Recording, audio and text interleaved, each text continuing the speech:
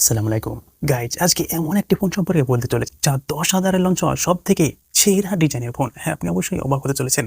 আপনি কোনোভাবেই বুঝতে পারবেন না যে এটি 10,000-এর ফোন, যেখানে ব্যাক সাইডে রয়েছে সাইবার পাওয়ার ডিজাইন, যা দেখতে অনেক ইউনিক লাগছে। তাছাড়া এখানে রয়েছে 5,000 mAh battery, 120 Hz refresh display, 5 চোল camera, 256 GB ROM and 12 GB RAM. আর এখানে ব্যাক সাইডে রয়েছে 50 মেগাপিক্সেলের ক্যামেরা। হ্যাঁ গাইজ, এটা হতে চলেছে itel P65। সত্যি 10,000-এ যা অফার করেছেন আইটেল, অবশ্যই এর জন্য একটা লাইক বানতে বস। আইটেল যদি এইরকম কম বাজেটে সেরা সেরা ফোন লঞ্চ করতে, তাহলে অবশ্যই সামনের কিছুদিনের মধ্যেই একটি ভালো জায়গা গ্রহণ করতে চলেছে আইটেল। যা গাইজ, আপনি বক্সটি দেখতেই পারছেন, যা একটি আশ্চর্যজনক ডিজাইনের সঙ্গে আসছে। যা বক্সের প্রথমে কন্টেন্ট থাকছে কিছু পেপার আর একটি কেস রয়েছে। কেসের কোয়ালিটিও অসম থাকছে কিন্তু। তাছাড়া এখানে রয়েছে সিম রেজেক্টর, এ টাইপ টু সি টাইপ কেবল, আর আরেকটি রয়েছে 18 ওয়াটের অ্যাডাপ্টার, যা ফোনটি চার্জ হতে সময় লাগবে 100% 1 ঘন্টা 35 মিনিট। সো গাইজ, ফোনটির ব্যাক সাইড দেখুন, সাইবার ব্যাক ডিজাইন রয়েছে, যা দেখতে কিন্তু একেবারে ইউনিক লাগছে। যা ক্যামেরা মডেল পাশে রিং লাইট রয়েছে, যা আপনি আবার কাস্টমাইজও করে নিতে পারবেন। ইনফিনিক্সের কিছুদিন আগে লঞ্চ করেছিল জিটি সিরিজ, প্রায় সেই ডিজাইনের মতোই। যাই হোক, 10,000-এর মতো একটি সেরা ডিজাইন বলতে পারেন আপনি। যা আমরা যদি ফোন সাইডে আসি, তাহলে কিন্তু এখানে নিরাশ করবে না, কেন এখানে রয়েছে 5 চোল ক্যামেরা। ব্যাজেল তো একেবারে পাতলা রয়েছে, চিন একটু মোটা বললে বলা যায়। হ্যাঁ বন্ধুরা, ফোনটির বটনে রয়েছে speaker, C type port, primary microphone and সবার প্রিয় 3.5 mm headphone jack. And right সাইডে রয়েছে power button and volume up down button. Power বটনে রয়েছে ফিঙ্গারপ্রিন্ট অ্যান্ড লেফট সাইডে রয়েছে সিম কার্ড ট্রে।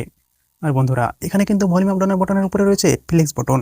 গাইজ, ফোনটির থিকনেস রয়েছে 7.9 mm, যা একেবারে অ্যাকুরেট বলা যায়। অ্যান্ড ওয়েট রয়েছে 192 গ্রাম, যা লাইট ওয়েটই বলতে পারেন আপনি। তবে গাইজ, যদি ফোনটিতে নোটিফিকেশন আসে, তাহলে এই ফোনটির ব্যাক সাইডে যে এলইডিগুলি রয়েছে সেটি কিন্তু জ্বলবে, যা আপনি নিজের মতোই কাস্টমাইজ করে নিতে পারবেন।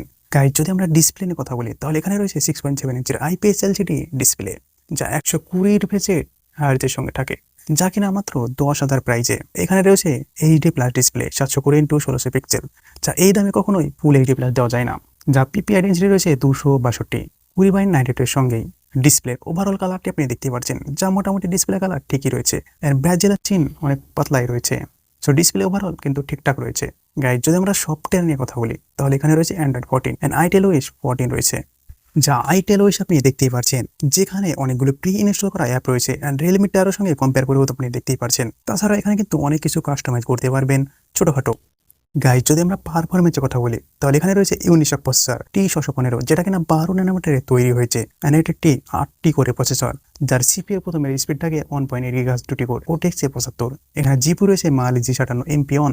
অ্যান্ড্রয়েড স্কোরের যদি আমরা কথা বলি, তাহলে এখানে 3 লাখের আশেপাশে অ্যান্ড্রয়েড স্কোর থাকে।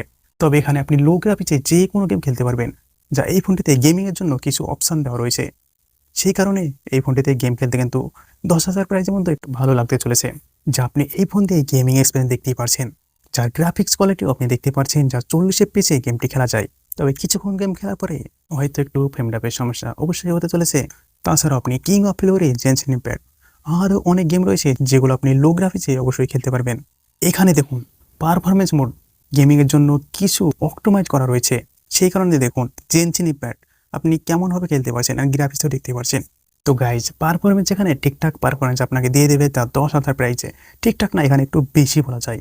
তবে গাইজ, যদি আমরা ক্যামেরা নিয়ে কথা বলি, তাহলে এখানে রয়েছে 50 মেগাপিক্সেল মেইন সেন্সর অ্যান্ড সেলফিতে রয়েছে 8 মেগাপিক্সেল। তবে গাইজ, এই ফোনটির তোলা কিছু স্যাম্পল আপনি দেখতে পাচ্ছেন, যার ডিটেলস মোটামুটি ঠিকই রয়েছে। তবে ফটো তোলার পরে একটু ক্লিয়ারিটি ব্লার করে দিচ্ছে। তবে গাইজ, মেইন সেন্সর দিয়ে আপনি আরও কিছু ফটো স্যাম্পল দেখতে পাচ্ছেন, যার ডিটেলসও কিন্তু ঠিকঠাকই রয়েছে। নাইট মোডেও কিছু ফটো স্যাম্পল দেখতে পাচ্ছেন। ব্যাক সাইডে ক্যামেরা দিয়ে মোটামুটি ঠিকঠাক রয়েছে, যা আপনাকে নিরাশ করবে না 10,000 প্রাইজে। বাট নাইট মোডে কিছু নয়েজ চলে আসছে, যা আপনি দেখতে পাচ্ছেন।